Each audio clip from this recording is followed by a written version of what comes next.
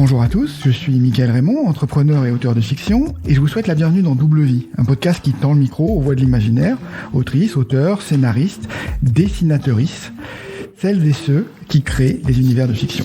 Aujourd'hui, j'accueille Katie Stewart. Katie est une autrice qui défie les genres, les classifications. Son parcours littéraire semble être un long chemin de liberté.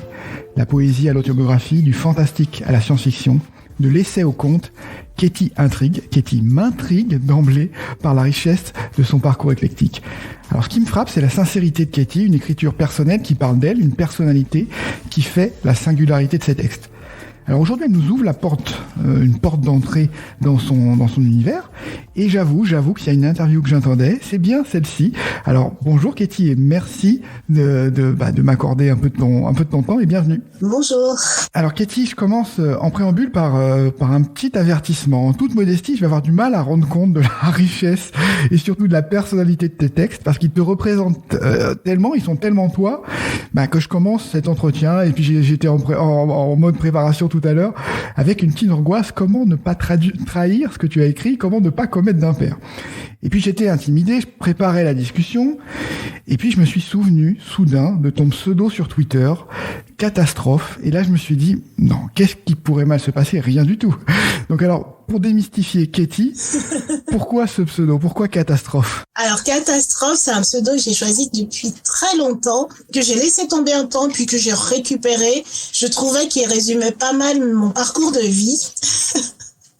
Donc ça avait l'avantage de rendre compte de tout un tas de choses horribles par lesquelles je suis passée, mais toujours là. Et finalement, j'en ai eu un peu marre parce que les gens ne le recevaient pas comme il fallait. C'est-à-dire que le côté catastrophe était un prétexte à dire « Ah ben voilà, ça devait arriver, et bien voilà, tout était prévu », plutôt que de se rendre compte que j'avais survécu à ces catastrophes. Donc il y a un moment, en tout cas sur Facebook, où j'étais très active jusqu'à il y a 1 an ou 2, j'avais fait une annonce officielle disant on arrête avec ça, je ne vous autorise pas à avoir une vision tragique de mon parcours et je ne m'appelle plus Catastrophe. Ok, moi je l'avais pris au sens humoristique, tu vois, j'avais compris un peu. Oui. Voilà, je suis une catastrophe. Mais l'humour est là. Catastrophe. L'humour est là. Ok, oui, c'était oui. Et l'humour est là finalement comme moyen d'en sortir en réalité.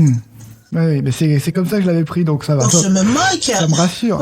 Oui, je me moque en fait de tout ça, de tout ce qui tombe autour et d'être encore là, quoi.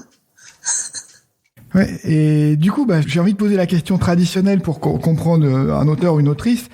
C'est comment t'as commencé l'écriture? Pourquoi t'as commencé l'écriture? Qu'est-ce qui t'a motivé en fait au début? Parce que c'est pas simple en fait. Il y a quand même quelque chose à sortir. Il y a un travail à faire. Pourquoi tu t'es lancé là-dedans? Alors c'est drôle cette question parce que elle est classique, mais plus j'avance et plus je change ma réponse. Et là, je suis tout près.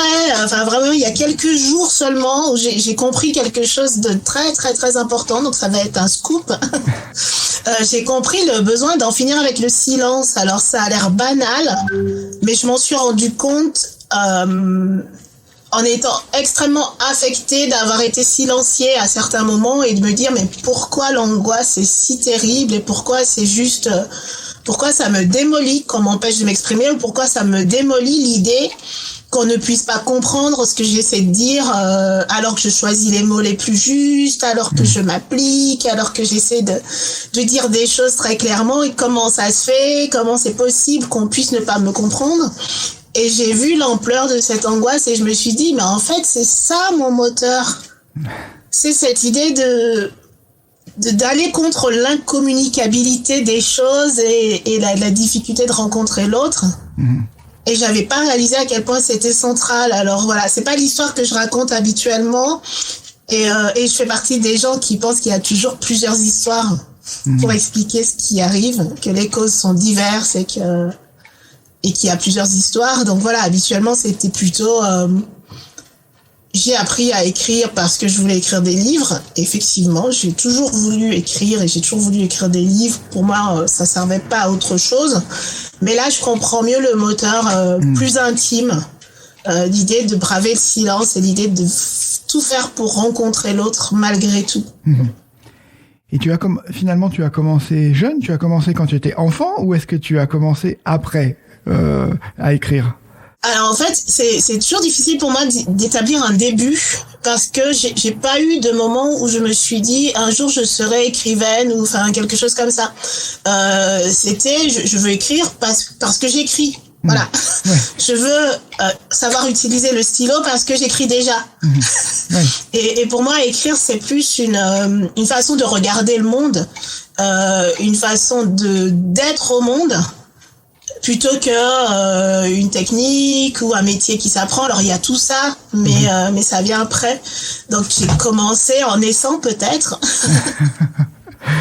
Et j'arrêterai peut-être pas après ma mort.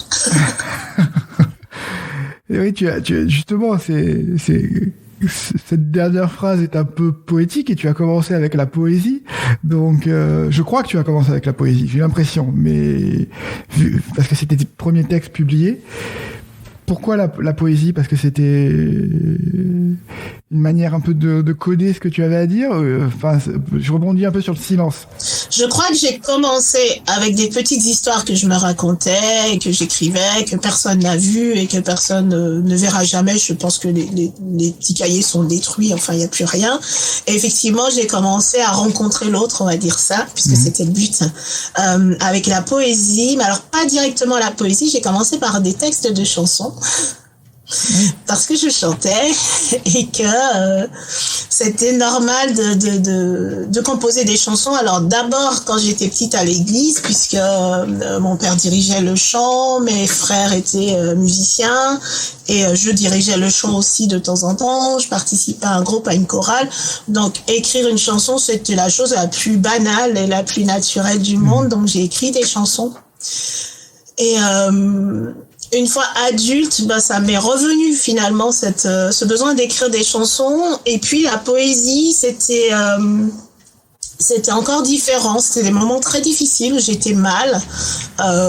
Pour aller directement dans les sujets pas agréables, j'ai été victime d'abus sexuels quand j'étais petite. Et il y a eu des périodes évidemment très difficiles, des périodes suicidaires, des périodes d'incompréhension puisque j'ai été rejetée globalement par ma famille qui me considérait comme celle qui gâche tout. Donc une impossibilité de dire et comme une évidence qu'il fallait trouver les mots parce que c'était par les mots que les choses allaient pouvoir se dire. Voilà, je crois que je ne suis pas dessinatrice, même si je griffonne un peu les trucs, je suis pas dessinatrice. Mon moyen d'expression, c'est vraiment les mots. Et trouver le mot juste, c'était ça ma démarche avec la poésie. C'est essayer d'appréhender quelque chose d'extrêmement complexe comme c'est cette douleur qu'on va ressentir, et parfois des choses agréables. Le sentiment amoureux, c'est juste horrible aussi parce que c'est des choses qu'on contrôle pas, c'est des tempêtes qui nous arrivent et comment dire ça. Et j'ai pas trouvé mieux que la poésie. Il y avait vraiment cette recherche-là et mes premiers textes publié, effectivement, c'était de la poésie. C'était cette poésie-là d'une période un peu compliquée. Et puis aussi les émois amoureux. D'ailleurs, ça a donné un texte que j'ai regroupé récemment parce que j'avais envie de les voir ensemble, qui s'appelle 2 saisons en enfer. Donc okay. La première saison étant la vie familiale, les Antilles et tout un tas de choses que je ne comprenais pas. Et l'autre enfer étant l'amour, qui peut être un enfer, qui peut être un paradis, on sait pas trop. Enfin moi je suis pas très douée pour cette partie-là en tout cas. Ok. Et tu écris encore du coup de la poésie ou est-ce que maintenant tu es dans la prose complètement ? Ça m'arrive encore. Alors j'avais arrêté tout un temps parce que je crois que j'avais identifié le besoin auquel ça répondait et puis ça va beaucoup mieux depuis des années. Et donc j'avais pas cette pression à écrire, mais ça reste un bonheur. Donc j'y reviens de temps en temps. Et quelqu'un qui m'a fait replonger un peu dans la poésie, c'est Likam. Likam, j'espère que tu auras Likam un jour dans ton podcast. Elle est passionnante. Je ne la connais pas, mais avec plaisir, oui. L'ICAM, qui a été ma directrice éditoriale sur les confessions d'une séancière. Et le texte que je lui ai remis, c'était juste un texte en prose avec plusieurs histoires, alors déjà dans l'ordre où elles sont aujourd'hui. Et elle me dit, mais t'as une séancière, t'as de la magie, il manque des incantations. Oui, enfin, ce serait bien des incantations, mais bon. Et elle me dit, mais t'écris de la poésie, donc tu me fais les incantations. Et ma réponse immédiate a été, non, parce que j'en fais plus. Ça fait très longtemps que j'ai pas écrit de la poésie, donc je sais plus faire, je sais plus comment ça marche, donc non. Et comme elle me connaît bien, elle m'a dit, je te laisse réfléchir. Évidemment, je n'ai pas réfléchi, ça a travaillé tout seul en arrière-plan, et je me souviens bien de ce samedi soir où je me suis posée devant ma table avec des feuilles de couleur. Et j'ai commencé à écrire les poèmes dans l'ordre correspondant pour le livre, sans même l'avoir ouvert devant moi. D'ailleurs, c'était là, c'était fait, c'était prêt. On n'y a pas du tout touché. Et donc, c'était encore là. J'ai retrouvé ce chemin-là. C'était très agréable, d'ailleurs. Et en ce moment, d'ailleurs, j'écris de la poésie avec l'ICAM, puisque on communique assez régulièrement. Il se passe pas une semaine sans qu'on se parle. Et on s'est mise à se faire une espèce de dialogue en poésie. Et oui, c'est passionnant. Et effectivement, pour moi, c'est toujours entre l'écriture de texte à poser, on va dire, et la chanson. Certains de ces poèmes, je les entends directement en chanson. Pour moi, ce sont des chansons. D'autres, non. Et je saurais pas dire comment, je saurais pas dire pourquoi. Ça doit peut-être s'expliquer, mais je me suis pas posé la question. Ouais, c'est peut-être la musique que tu as eue dans l'oreille, comme tu parlais des chants au début très tôt, c'est peut-être aussi cette formation musicale. Oui, je sais que j'ai un sens. J'ai un sens musical qui est là. Alors après, j'ai pas suffisamment travaillé, donc j'ai 3 guitares, mais qui sont remplies de toiles d'araignée, donc voilà, c'est réglé. Je connais ça. Mais il y a quelque chose qui reste, et la musicalité.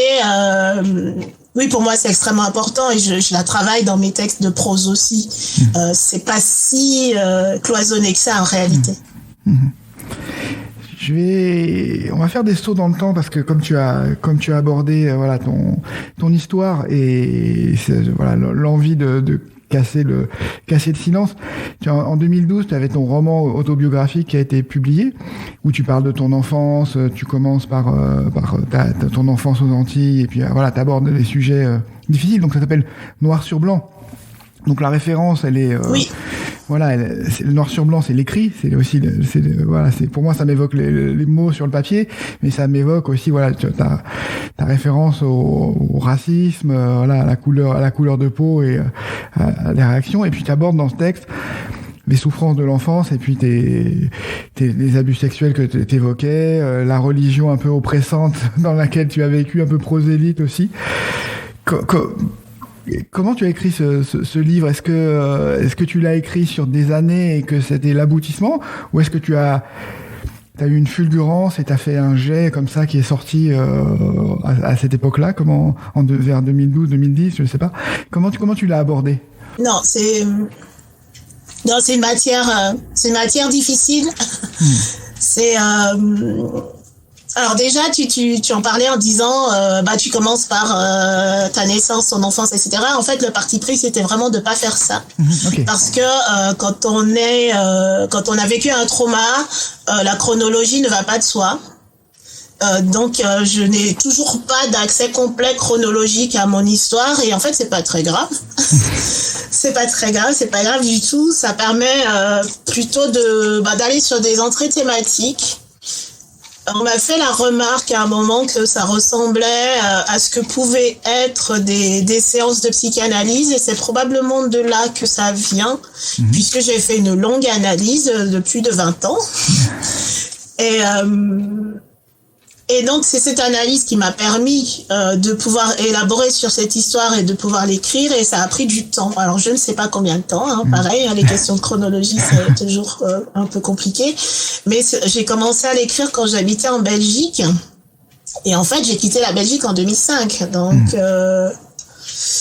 voilà, on est sur du temps très long. Au départ, il y avait beaucoup plus de textes. Il y en a qui ont disparu et qui ont complètement disparu puisque j'ai perdu des disques durs dans ma vie. Mais finalement, je suis contente de ce que j'en ai gardé. Il y a quelque chose du travail du temps, du travail de, bon, je sais pas, l'épreuve du feu qui fait que ce qui reste, bah, c'est le mieux. Et donc oui, c'était compliqué de revenir sur des périodes de ma vie, mais l'écriture me sert à ça aussi, c'est-à-dire revisiter de manière un peu plus protégée des moments où je n'étais pas suffisamment protégée. Y revenir et essayer de comprendre. Donc tu as écrit ça non pas comme une fulgurance, comme un seul jet, mais c'est quelque chose que t'as construit avec le temps, brique par brique, et qui a émergé petit à petit, quoi, comme une forme de journal pour te reconstruire. Oui, alors tu dis brique par brique, moi c'est plutôt pièce par pièce, comme un puzzle. Ok. Parce que l'idée c'était quand même d'avoir une belle image d'ensemble après, quelque chose qui dise quelque chose de moi, qui soit conforme à la manière dont j'avais refait ma vie, reconstruit ma vie morceau par morceau. Donc il y avait ça, et puis c'est un peu comme se regarder dans un miroir et se dire bah tiens, je suis plus tout à fait morcelée, tout est là. Et c'était assez effrayant d'avoir ce portrait là, parce que je me disais si tu publies ce texte, en fait les gens vont te voir. Ils vont te voir pour de vrai, ils vont savoir qui tu es, et c'est juste horrible. Tu n'es pas protégé. Enfin, il y avait aussi cette idée de pas être protégé. Et en fait, je me suis protégée en demandant à un ami, comme on dit dans les jeux télévisés. Je demande à un ami.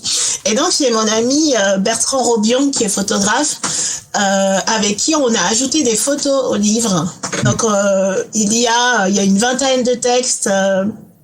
Sur des thèmes en noir et blanc, donc il y a tout ce travail aussi sur le verbe, tout est en noir ou en blanc ou en noir et blanc, et les photos sont en noir et blanc, et c'est de la friche industrielle, donc on n'est absolument pas dans l'organique, et je trouvais que c'était intéressant d'avoir cet aspect-là pour équilibrer et peut-être apporter quelque chose d'une démarche vraiment artistique. Je crois qu'à l'époque j'avais envie d'être sûre que c'était vraiment artistique, et pas juste un témoignage, pas juste je parle de moi, toujours cette idée, si ça rencontre pas l'autre, c'est pas la peine. Si c'est juste parler de moi, c'est pas intéressant.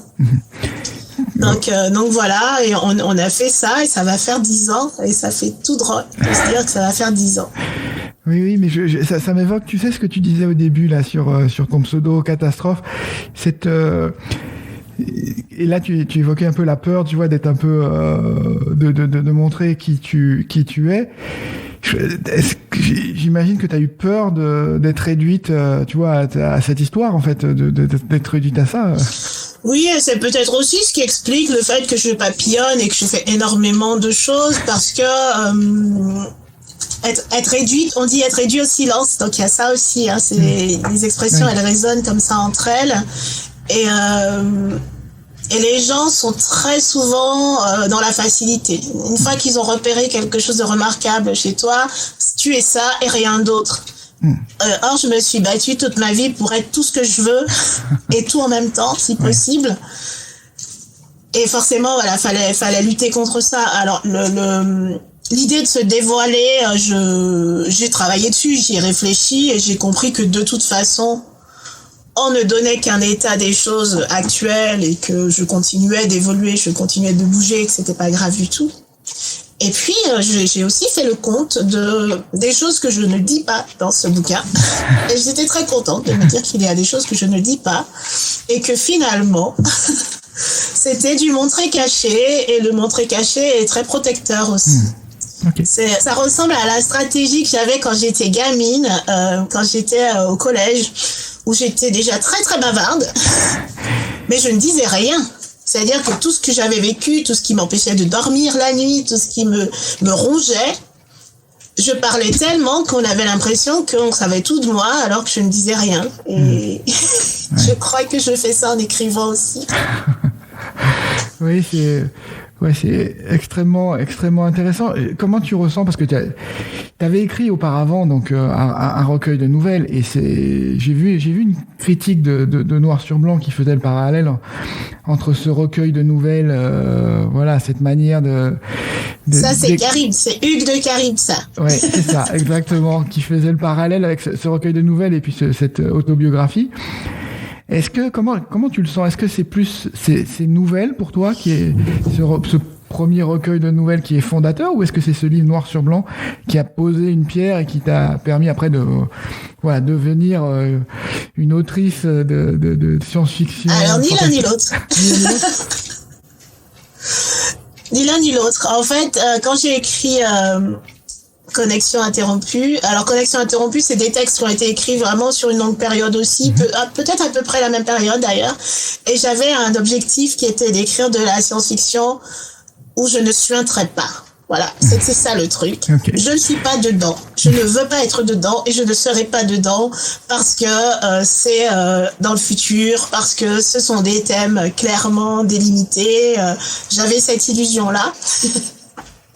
Et donc, j'aime vraiment beaucoup ces textes-là. Je travaille encore dessus de temps en temps quand je fais des ateliers avec des adolescents. Enfin, il y a des choses qui me parlent encore. Mais voilà, j'ai été persuadée d'avoir réussi à faire cette chose qui n'existe pas, mais qu'on nous apprend à rêver, c'est la littérature détachée de qui on est, le truc neutre. Enfin voilà, j'y crois plus du tout, mais j'y croyais à l'époque. Effectivement, quand Hugues, chez qui je fais le lancement de tous mes bouquins, en fait, depuis Noir sur Blanc, a lu Noir sur Blanc, a fait le lien entre les deux, ça a été un choc. Parce que je me suis dit, bon, bah, t'as tout raté. Et je m'en suis vite consolée parce qu'effectivement, une fois que Noir sur Blanc avait été posé, il n'y avait plus la question d'éviter de raconter qui on est ou de faire attention. Je pouvais assumer de transparaître dans mes textes et me dire, finalement, puisque je le fais, je peux même aller chercher des choses dedans et les mettre délibérément, et puis tant pis pour ce qui échappe. Et je crois que j'ai beaucoup progressé dans mon écriture à partir du moment où j'ai lâché là-dessus, sur le paravent, quoi. Donc peut-être les deux, s'il faut des œuvres fondatrices, peut-être les deux, mais ça serait dommage de pas avoir un trépied, parce que la poésie a toujours été là et que... Et qu'elle compte et qu'elle traverse aussi l'écriture en prose. Donc j'ai un trépied. Allez, c'est parti. Ok, ouais, c'est super intéressant. Après, tu as évoqué, je saute un peu dans tous les sens, mais c'est vrai que voilà, c'était important de parler de ces fondations. C'est ma vie. De ces fondations. Mais bon, t'as quand même avant tout un parcours de novelliste, quoi. Tu produis un nombre de nouvelles incroyables. Tu participes à plein d'anthologies. Alors notamment, ce qui m'a frappé à La Volte, parce que tu réfléchis. Tu avais en 2014 fait demi-tour dès que possible les territoires de l'imaginaire. Après, tu as réfléchi sur le travail. Demain le travail au bal des actifs. Demain le travail. Sauf qui peut, demain la santé. Tes nouvelles, j'ai l'impression que elles sont là pour raconter quelque chose vraiment de manière assumée. C'est pas forcément du divertissement. Il y a quelque chose derrière, quoi. Alors en fait, effectivement. Alors aujourd'hui, on peut dire que j'ai fait beaucoup de nouvelles. Je pense que hors recueil, je dois être à une 60aine, quelque chose comme ça. Si on rajoute des recueils, voilà. Et il se trouve que je n'ai écrit que des choses que j'avais envie d'écrire. Voilà, que des choses qui rencontraient des thèmes qui m'intéressaient. Et où j'avais des choses à dire. Donc, il semblerait que je sois effectivement vraiment bavarde et que j'ai énormément de choses à dire. Mais oui, l'idée, c'est quand même... je dis souvent que mes textes sont des laboratoires dans lesquels je teste des choses. Donc en science-fiction surtout, c'est une hypothèse et j'explore quelque chose qui m'intéressait déjà. Alors tu parlais de la VOT, Demain la santé, j'ai fait un texte qui parle d'entendeur de voix. Je suis psychologue clinicienne, le lien il est vite fait. Oui. Demain le travail, j'ai étudié les sciences du travail, donc et j'ai même utilisé une partie de mon mémoire de fin d'études de sciences du travail que j'avais fait en Belgique. Mm-hmm. Dans ce texte. Donc, il y a des parties de ce texte qui sont des bouts de ce mémoire. Donc, on ne peut pas dire que ça soit artificiel et emprunté. C'est vraiment mon histoire. Et alors, la première anthologie de la VOT, c'est drôle parce que donc Mathias Echner est venu me demander si je voulais participer. À l'époque, c'était pas des appels ouverts. Il allait voir les personnes pour leur demander de participer. Bon, j'étais très surprise parce que je le situais, mais je m'attendais pas à ce qu'il me demande quoi que ce soit. Et quand il m'a expliqué que c'était une anthologie de textes de science-fiction entrés dans un terroir, je lui ai dit « Ah, d'accord. En fait, tu demandes parce que tu veux un texte sur la Martinique, c'est ça ?» Et il m'a dit « Mais pas du tout. J'ai lu Connexion interrompue, j'ai bien aimé. Donc, tu fais ce que tu veux. Tu choisis le territoire que tu veux et tu... » Voilà, j'aimerais bien que tu y participes. Et donc là, comme il m'obligeait pas à quoi que ce soit, j'ai dit, je vais faire un texte sur la Martinique, alors. Ce que j'ai fait, et c'était extrêmement amusant. J'ai tout de suite senti que c'était une maison d'édition où je pouvais vraiment expérimenter des textes qui passeraient peut-être pas ailleurs. Et là, j'ai fait de l'auto-science-fiction. Un texte d'auto-science-fiction avec une Katie Stewart de 89 ans et 11 mois qui se demande si elle va rentrer ou pas. Enfin, voilà. Et je me suis éclatée, clairement. Oui, tu as... Et tu me posais du coup des questions sur la nouvelle. Oui. La nouvelle et le format court, je pense que c'est là où je me sens le mieux et ça correspond aussi à ce défi de dire des choses le plus justement possible. À l'oral, je peux parler beaucoup. Je peux aussi être très brève. Et ce qui m'intéresse à l'écrit, c'est l'idée d'arriver à la forme la plus épurée et la plus complète possible. Donc, en 2 phrases, poser un monde. En 3, mettre en scène un personnage avec suffisamment de vide pour que le lecteur il y mette du sien, donc il travaille un petit peu avec moi, mais suffisamment cadré pour que ça soit l'histoire que j'essaie de raconter. Et c'est ce que je fais depuis des années et c'est vraiment ce qui m'intéresse. Écrire des choses très très longues et me perdre dans un monde, je comprends que ça puisse intéresser des gens, mais moi c'est pas mon truc. Je crois que je suis vraiment à l'aise dans ce format. Et je te comprends parce que moi aussi j'aime beaucoup le format court et je trouve ça vraiment, il y a un aspect percutant, coup de poing, voilà, et puis hypothèse, réflexion qu'on retrouve dans les anthologies dans laquelle tu as participé, réflexion sur le monde, et tu peux explorer plein d'hypothèses en fait qui peuvent être contradictoires et pas forcément se retrouver dans le même monde en fait. Donc c'est des chemins que tu peux choisir, quoi. Mais je pense qu'il y a aussi quelque chose à voir avec la manière dont je vis ma vie, et on fait le parallèle depuis le début. Des petits morceaux, des petites cellules, des petits moments. C'est vraiment comme ça que je vis. Mes journées, je fais des choses différentes dans une journée, mais vraiment qui n'ont rien à voir l'une avec l'autre. Ce matin, j'ai envoyé ma feuille d'appel au secrétariat parce que je m'occupe d'un cours de L3 depuis quelques temps. Et puis après, j'ai repris ma nouvelle. Et puis j'ai écouté un podcast parce que ça m'intéresse. Et puis j'ai fait des mails pour régler des rendez-vous pour d'autres choses. C'est vraiment la vie morcelée, c'est vraiment ça mon mode de vie. Alors je crois que je vieillis quand même et que j'arrive à une sorte d'unité, donc je vais un peu plus facilement vers des textes, soit des recueils qui se construisent mais au fur et à mesure et pas forcément après coup. Comme Connexion interrompue, c'était vraiment après coup où j'ai cherché des choses sur le même thème et je les ai regroupées. Là, je vais écrire des choses qui vont tout de suite se relier à des choses existantes déjà. Ou des textes comme l'Évangile selon Myriam, qui a été construit pour être pour être un ensemble, même si on retrouve ce côté patchwork, petits morceaux, puzzle, mosaïque, enfin voilà, toutes ces images qui me semblent dire assez bien comment j'écris.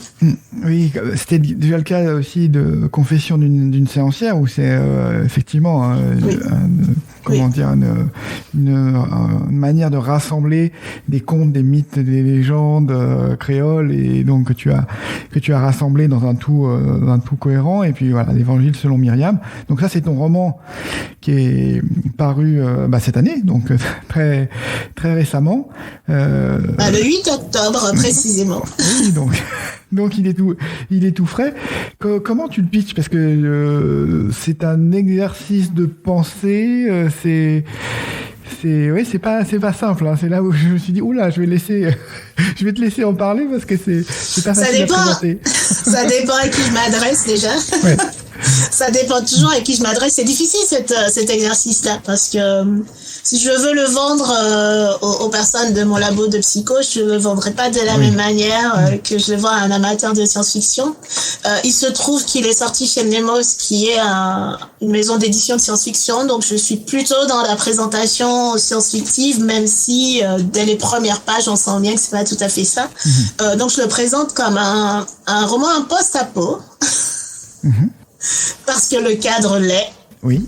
Et après, on arrête tout de suite avec les références science-fiction, puisque dans ce monde post-apocalyptique, on a une jeune femme qui s'appelle Myriam, dont la mission est de réécrire avec des restes de livres de notre époque à nous, un livre cohérent pour sa communauté. Et donc, la pauvre Myriam manque de beaucoup de choses, puisqu'on est dans du post-apocalyptique.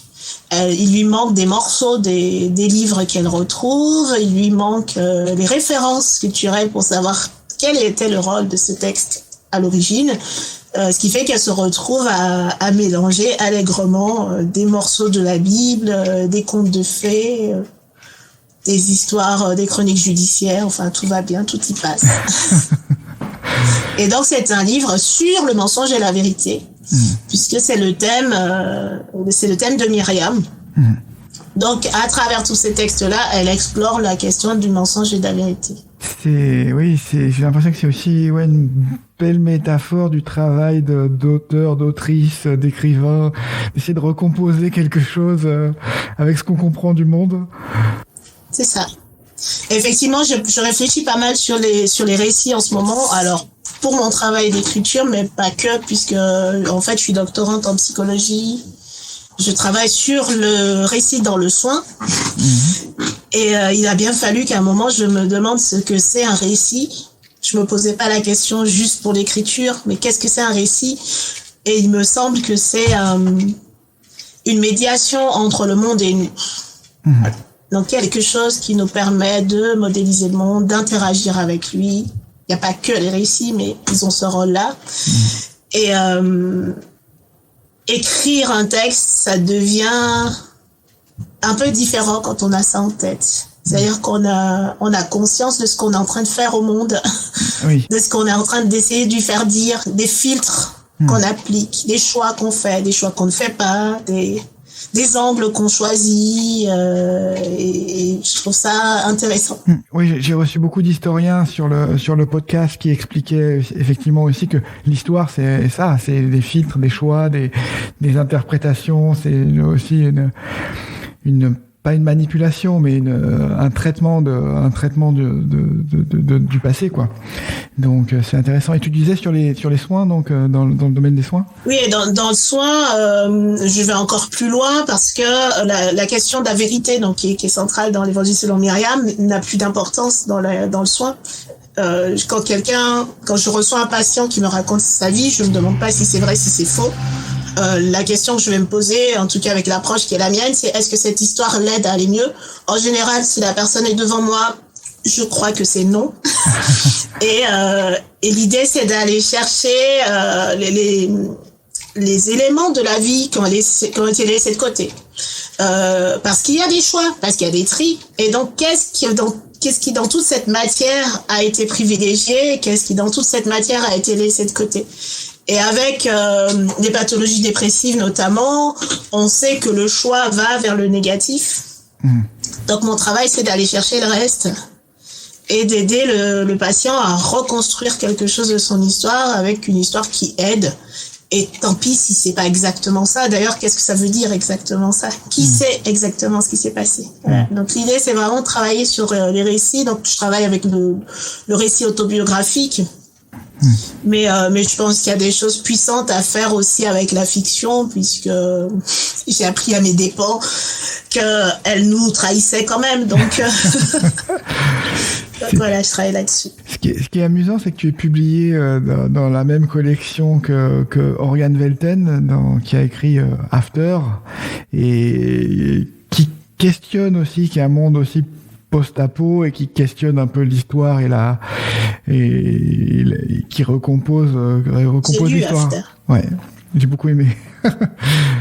Donc ouais, c'est voilà, c'est à mon avis c'est deux piliers intéressants à lire à la suite ou ou un peu en même temps pour avoir une vision un peu complète de ces approches. Faire une thématique récit. C'est ça, exactement. Oui, tu disais, ouais, tu as expliqué que tu travailles donc en psychologie, tu prépares une thèse, t'as des formations, tu as été dans les sciences humaines, enfin voilà, t'as un parcours complètement profond et tu as étudié beaucoup de choses en fait, donc c'est assez impressionnant et tu t'es impliqué aussi dans un nombre de projets incroyables. Donc t'as participé à la revue Galaxy, j'ai vu que tu étais dans l'université de la pluralité aussi. Je suis la présidente de cette association. Exactement.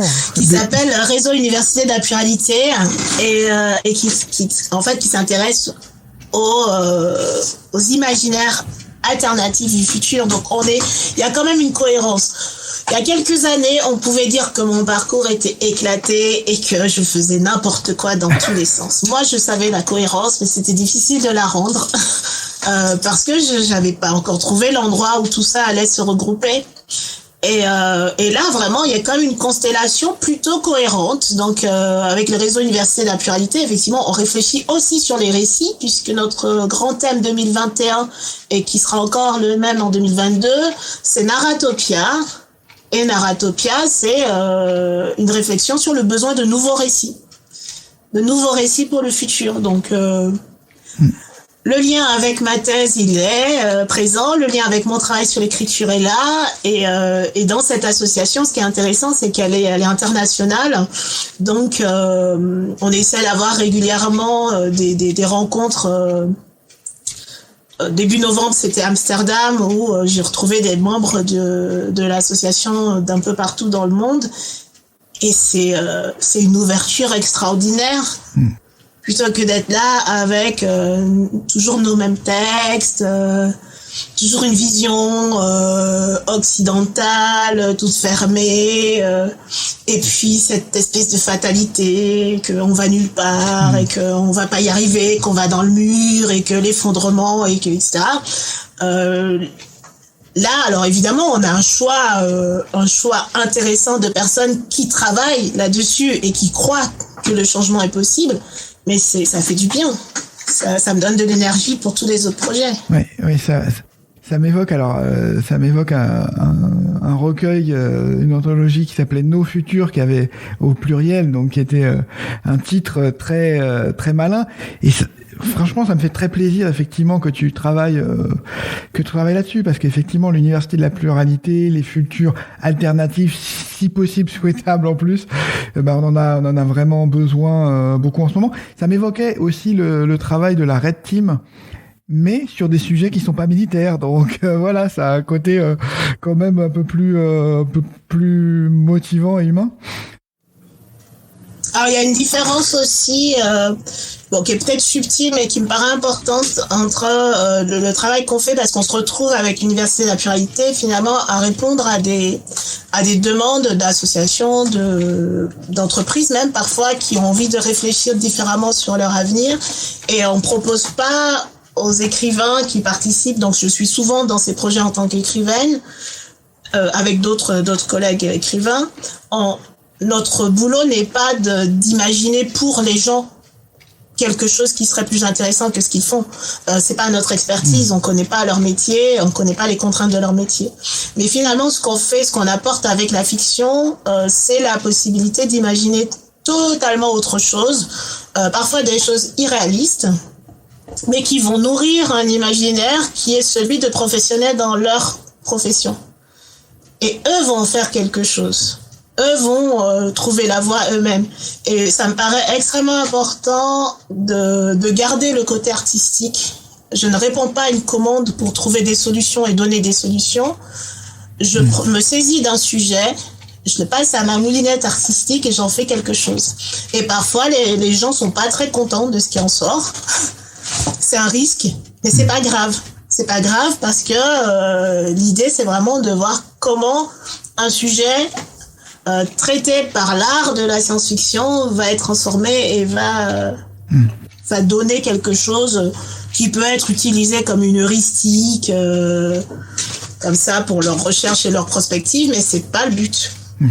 C'est vraiment d'apporter autre chose. C'est de faire du récit un autre accès à la réalité que ce que va donner la prospective pure, que ce que va donner quelque chose de plus aride. Je suis extrêmement content de la manière dont tu présentes les choses et dont tu parles, parce que j'ai l'impression, tu vois, quand je disais au début, tu es inclassable, voilà, tu rentres dans aucune catégorie. Tu as bien souligné en fait toute la cohérence. Tu as défendu ton parcours et t'as dit ok, on a l'impression que je vais dans tous les sens, mais non, il y a une cohérence. Et oui, tu l'as bien démontré dans le podcast. Là, c'est vraiment cool. T'as bien recomposé le pulse que tu évoquais tout à l'heure. Donc ça fait plaisir en fait. Et donc ça c'est très cool. Sur la suite en fait, qu'est-ce que tu vas faire ensuite? T'as d'autres projets toujours dans ce sens. Bon, t'as parlé de ta thèse là qui doit être le gros morceau qui t'occupe, mais est-ce que t'as des projets d'écriture, d'autres nouvelles, j'imagine? Est-ce que t'as un gros projet qui vient? Alors oui, des nouvelles toujours en fait. Avant qu'on se mette à parler, j'étais en train de terminer. J'espère que j'ai terminé la fois que je relise une nouvelle. C'est une commande puisque ça va participer à un livre. Donc c'est plutôt un livre de recherche sur l'intelligence artificielle et la fonction publique. Et j'ai eu envie de proposer un texte sur l'école et l'intelligence artificielle, ce qui me permet de récupérer des données de 15 ans à être conseillère principale d'éducation en lycée pro. Donc j'ai réutilisé, on fait du recyclage.